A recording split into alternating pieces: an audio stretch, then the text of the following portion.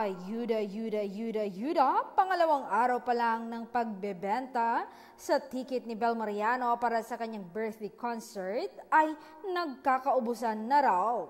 Unang sold out ay ang platinum ticket na nagkakahalaga ng 9,500 at sold out na rin ang upper balcony na nagkakahalaga rin ng 950. Nagagawan na daw ng mga tiket, may mga umiiyak na rin daw dahil ubos na raw ang kanilang gustong bilhin, which is ang platinum ticket. Kaya't yung may mga planong manood ng concert ni Bel sa July 13, bumili na kayo ng mas maaga dahil nagkakaubusan na talaga.